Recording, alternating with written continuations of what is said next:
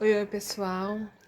Esse vídeo eu tô fazendo com muita dificuldade, porque eu vou falar aqui de coisas que doem em mim, mas que é bom a gente falar, soltar, jogar, até porque eu vou explicar pra vocês hoje, após um- mais de um ano sozinha, mais de um ano aqui em Maceió, mais de um ano pensando o que foi que aconteceu comigo, o que que deu, né? Será que eu era a situação, a Globo não te perdeu? Será que eu era uma atriz? Será que eu estava querendo dinheiro de escola? Será o que que aconteceu para de repente eu dormir em Belo Horizonte e acordar em Maceió? Situações pequenas para os outros e grandes sentimentalmente para você que está me ouvindo. Quem me acompanha há muito tempo sabe que eu trabalho como cuidadora desde antes da pandemia. E que na pandemia eu já estava estudando como técnico de enfermagem. Com isso, eu estava trabalhando como se fosse uma máquina, como se fosse uma... Enfim, eu não me dei tempo nem para descansar. Eu era de um, eu fiquei só com um paciente Covid, saí de um, entrava no outro, saí de um, entrava no outro, né?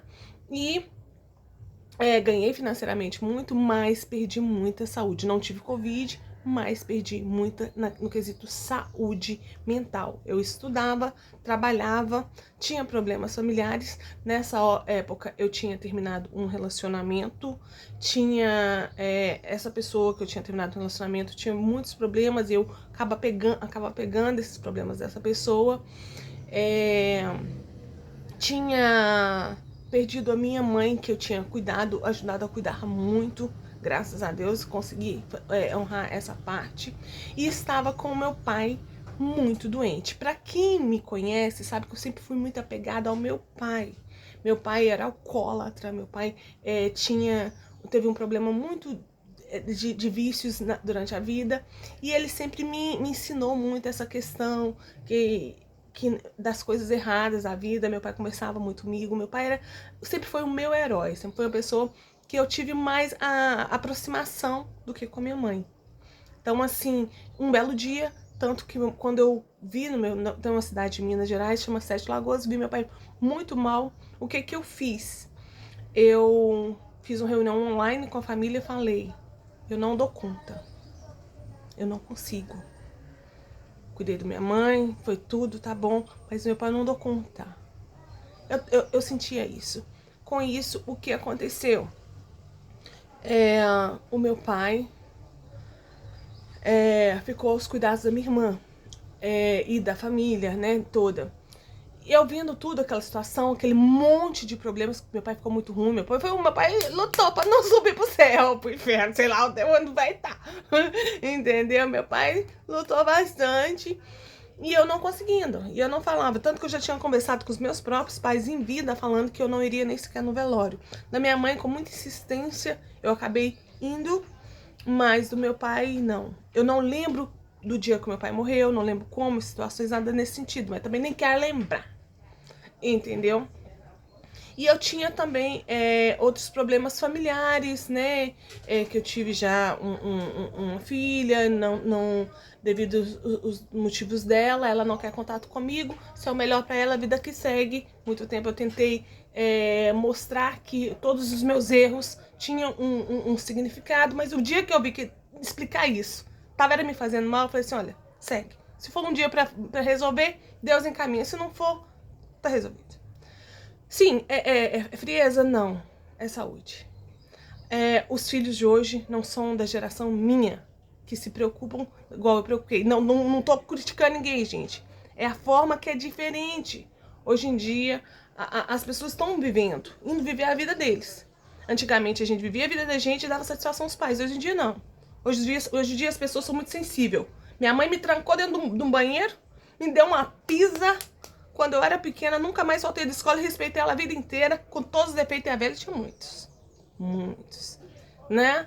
E agora, se um filho, se você dá um tapa ou fala uma coisa, você é a pessoa mais errada do mundo. Então, isso tá tudo bem. Pula essa parte.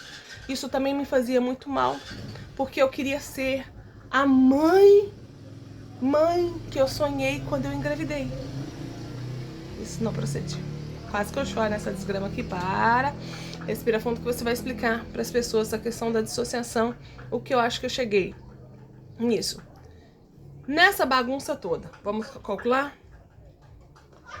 Estudo, trabalho, pandemia, excesso de tudo, bagunça, sozinha, fim de relacionamento, morte de mãe, pai quase morto, tudo sem eu conseguir, sozinha, porque eu sempre morei sozinha, sem eu conseguir degustar tudo aquilo ali e sem ter alguém para chegar e falar, de compartilhar tudo isso. O que aconteceu? Eu lembro que nessa bagunça, o meu pai morreu, não sei como mais, eu sei que eu perdi meu pai nessa história toda. Só que passou um tempo, eu não lembro do dia do meu pai morrer, entendeu? Saiu uma história que chegou a mim que eu não era filha do meu pai, biológica.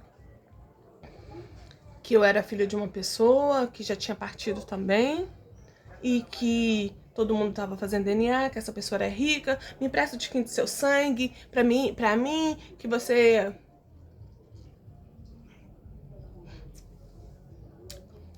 Então saiu essa história, que eu não era filha do meu pai, que minha mãe, devido a situações financeiras, quando meu pai era alcoólatra, necessitou de, tipo, uma ajuda de um outro homem. Com isso tudo, chegou até mim a história que eu não era filha do meu pai. Aí eu vou mudar toda a minha vida, aos 40 e tantos anos, por um erro da minha mãe, há mais de 40 anos. E ninguém que tava no meio da história tava vivo mais pra dizer se era verdade ou não. E eu não quis fazer esse tal exame de DNA. Eu sou filha de José Maria da Rocha Ferreira. José Maria Ferreira. E vou morrer como Edilamar da Rocha Ferreira. Sou filha daquele homem que sentou e me ensinou o que eram as coisas da vida. Até que os erros dele não compensavam. Então eu acho que tem muito a ver com isso também. De repente não saber que eu não tinha, além de muitas pessoas próximas, eu não tinha também. Mas a grande pessoa que eu queria, que era o meu pai. Fisicamente e nem geneticamente. Então, no meio dessas coisas, ainda tem que resolver um problema de uma outra escola que no meu estágio estava tendo muitos problemas. Problemas, e eu não tinha ninguém para conversar, ou quando ia conversar tudo bagunçado. Como é que uma pessoa raciocina? E eu vejo os vídeos daquela época como que ninguém viu que essa menina não estava bem. Entendeu? Para chegar e falar assim, ó, vem cá, deixa eu te dar um conselho. Vem cá, deixa eu falar com você, ao invés de vai procurar fulano, para de fazer isso. Ao invés de te criticar, eu vou te falar. Vem cá, o que é? Então, até me emocionei aqui, né? Eu acho que isso pesou muito.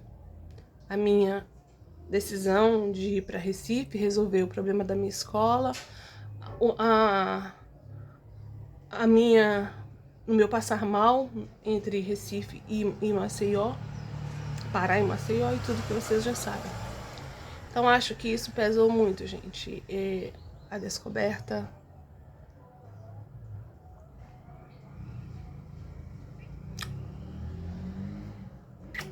Beijo linda.